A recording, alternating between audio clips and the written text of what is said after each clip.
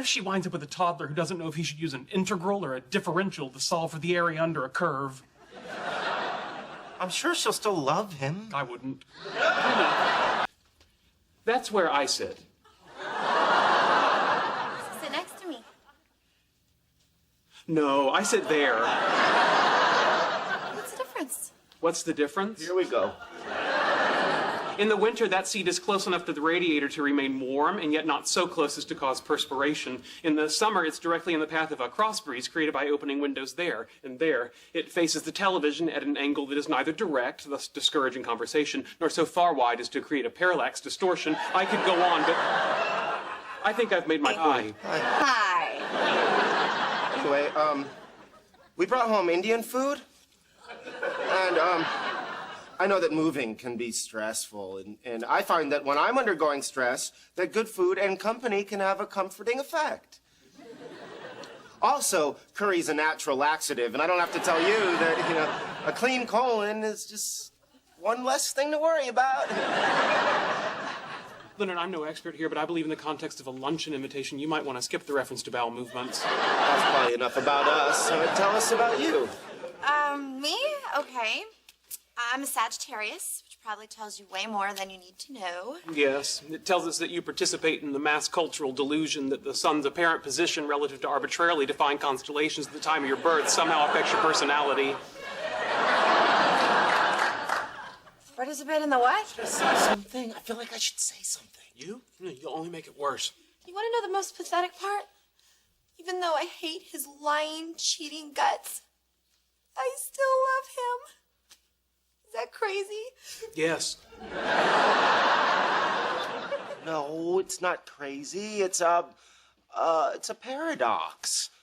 Paradoxes are part of nature. But think about light. Now, if you look at Huygens, light is a wave, as confirmed by the double-slit experiment. But then, along comes Albert Einstein and discovers that light behaves like particles, too.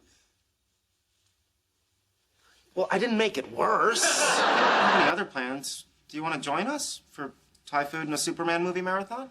A marathon? Wow, how many Superman movies are there? You're kidding, right? I do like the one where Lois Lane falls from the helicopter and Superman swooshes down and catches her. Which one was that? One. You realize that scene was rife with scientific inaccuracy. Yes, I know men can't fly. No, let's assume that they can.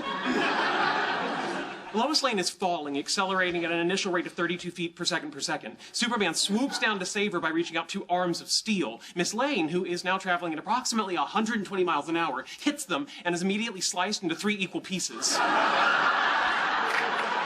Unless Superman matches her speed and decelerates. In what space, sir? In what space? She's 2 feet above the ground. Frankly, if he really loved her, he'd let her hit the pavement. It'd be a more merciful death. For God's sake, Sheldon, do I have to hold up a sarcasm sign every time I open my mouth? You have a sarcasm sign? No, I do not have a sarcasm Just sign. to clarify, because there will be a discussion when you leave. Is your objection solely to our presence in the apartment while you were sleeping, or do you also object to the imposition of a new organizational paradigm? I have noticed that Leslie Winkle recently started shaving her legs. Now, given that winter is coming, one can only assume she's signaling sexual availability. Anyway, I was thinking more of a biosocial exploration with a neurochemical overlay. Wait, are you asking me out? Okay, look. I think that you have as much of a chance of having a sexual relationship with Penny as the Hubble telescope does of discovering at the center of every black hole is a little man with a flashlight searching for a circuit breaker. Hi. Hey, I'm running out to the market. Do you guys need anything? Oh, well, this would be one of those circumstances that people unfamiliar with the law of large numbers would call a coincidence. I'm sorry? I need eggs. 4 dozen should... So what's new in the world of physics? Nothing. Really? Nothing? Well, with the exception of string theory, not much has happened since the 1930s, and you can't prove string theory. At best, you can say, hey, look, my idea has an internal logical consistency. Just so we're clear, you understand that me hanging back to practice with you is a pretext for letting you know that I'm sexually available. Listen, Leonard, neither of us are neuroscientists, but we both understand the biochemistry of sex. I mean, dopamine in our brains is released across synapses causing pleasure. You stick electrodes in a rat's brain, give him an orgasm button, he'll push that thing until he starves to death. Who wouldn't? The only difference between us and the rat is that you can't stick an electrode in our hypothalamus. That's where you come in. Yeah, well, I'm just glad to be a part of it. Hi. Hi. Hello. So what are you supposed to be? Me? I'll give you a hint. Meow. Choo-choo train? Close. Meow. A brain damaged choo-choo train? Penny, if you promise not to chew the flesh off our bones while we sleep, you can stay. What? He's engaging in reductio ad absurdum. It's the logical fallacy of extending someone's argument to ridiculous proportions and then criticizing the result, and I do not appreciate it. Sheldon, why is this letter in the trash? Well, there's always the possibility that a trash can spontaneously formed around the letter, but Occam's razor would suggest that someone threw it out. Sheldon, we have to do this. No, we don't. We have to take in nourishment, expel waste, and inhale enough oxygen to keep our cells from dying. Everything else is optional. Penny, just to save you from further awkwardness, know that I'm perfectly comfortable with the two of us climbing the stairs in silence. Oh, yeah, okay, me too. Zip it, lock it. You'll never guess what just happened. Oh, I give up. I don't guess. As a scientist, I reach conclusions based on observation and experimentation. Although as I'm saying this, it occurs to me you may have been employing a rhetorical device, rendering my response moot. What was that? I'm uncomfortable having been included in your lie to Penny. What was I supposed to say? You could have told her the truth. That would have hurt her feelings. Is that a relevant factor? Yes. Then I suppose you could have agreed to go. And what would I have said afterwards? I would suggest something to the effect of, singing is neither an appropriate vocation nor avocation for you, and if you disagree, I'd recommend you have a CAT scan to look for a tumor pressing on the cognitive processing centers of your brain. What do you want? I want soup.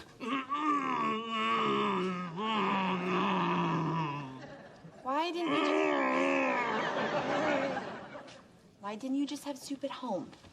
Betty, I have an IQ of 187. Don't you imagine that if there were a way for me to have had soup at home, I would have thought of it? You can have soup delivered.